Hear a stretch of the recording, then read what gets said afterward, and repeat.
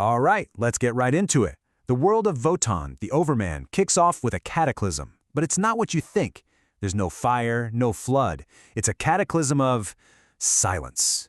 Today we're talking about what happens when a god dies and a massive power vacuum just rips open the cosmos.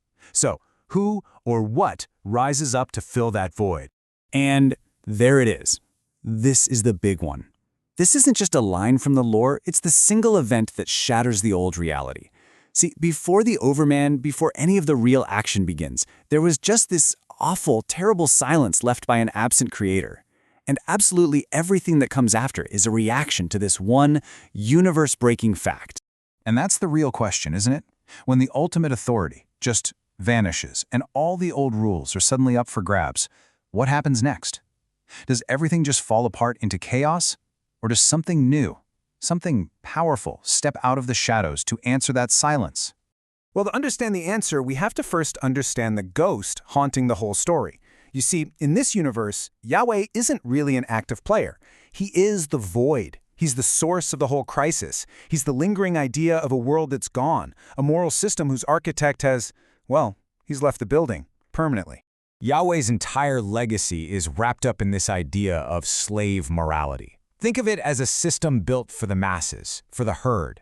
It's all about pity, the promise of a reward in some other life, and salvation that comes from an outside source. The whole thing only works if there's a cosmic judge, a judge who's no longer on the bench. And without that judge, this is what you get. The system becomes the suffocating weight. Those once comforting shelters of belief, they become prisons. That promise of objective truth is exposed as a comforting lie.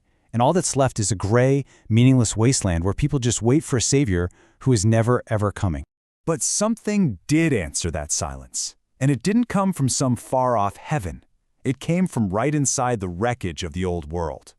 The white judges, the guys who used to be the archangels, they emerged. And they weren't saviors. No, they were something far more terrifying and a whole lot more magnificent. And this just lays out their incredible journey.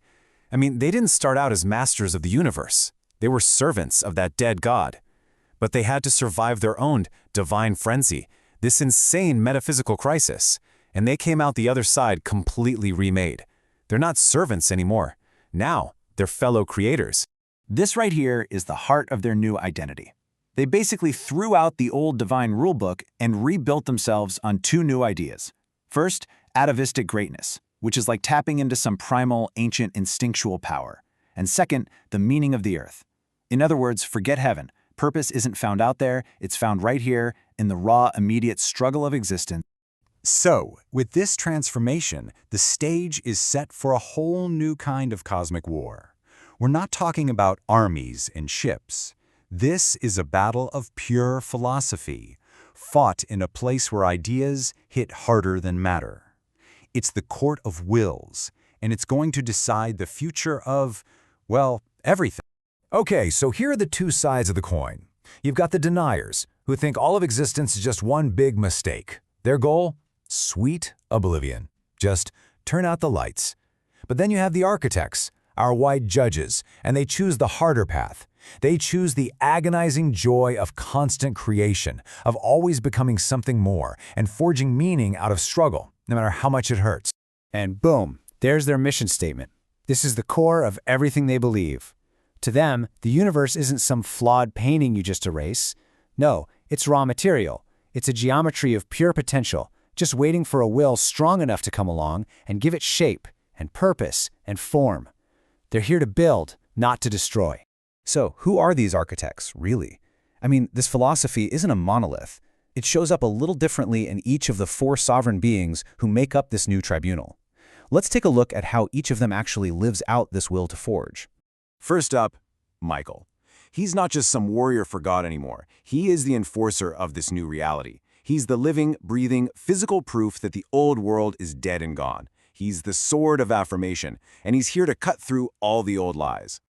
You see, for Michael, the old morality wasn't a comfort. It was a cage, a God-sized cage built to keep everyone weak and small.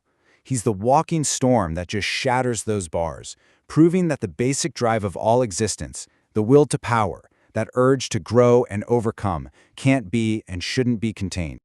Then we have Gabriel. He's not carrying old messages anymore. Now he's the visionary. He's the one who can look out at the endless, shoreless ocean of this godless reality, and instead of seeing terror, he sees infinite potential. He's the herald of the horizon. And Gabriel's perspective is absolutely crucial. He gets that becoming the master of your own fate isn't something you do just once. It is a constant, exhausting, perpetual act of will. You have to earn your power again every single second of every single day. There's no finish line, only the ongoing struggle to make yourself anew. And then there's Raphael, the master of transmutation. His focus is totally different. It's turned inward.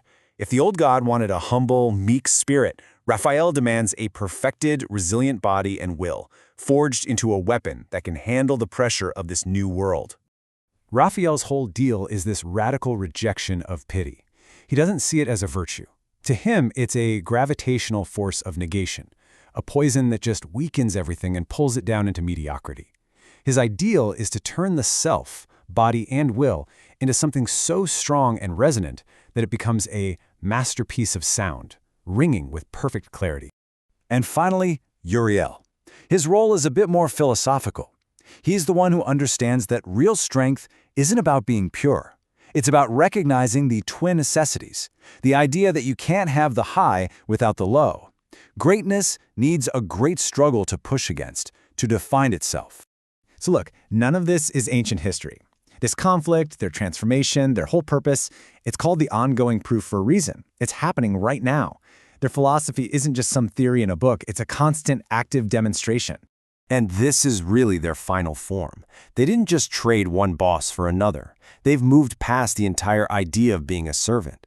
Now they've aligned themselves with the all-will, the universe's raw, chaotic, beautiful impulse to just keep growing, changing, and becoming something new. And you can see their philosophy in action right here. Why do they show up to defend Wotan's Emerald Spire? Because that spire is a physical monument to the will. They don't see a tombstone for a dead god. They see a defiant foundation, a necessary first step for forging a whole new world. It's their proof made real. Which leaves us with this one final, powerful image. Yahweh is the ghost. He is the silence, the absence, the white judges, and Wotan himself. They are the answer. They are the lightning that fills that deafening silence with a brilliant, terrifying new purpose. And that brings this huge cosmic drama right back down to us, doesn't it? The lore gives us a universe where the safety net is gone, where all the old rules are just hollow. So the final question isn't really for them. It's for you. It's for us. If the old structures are broken, what will you build?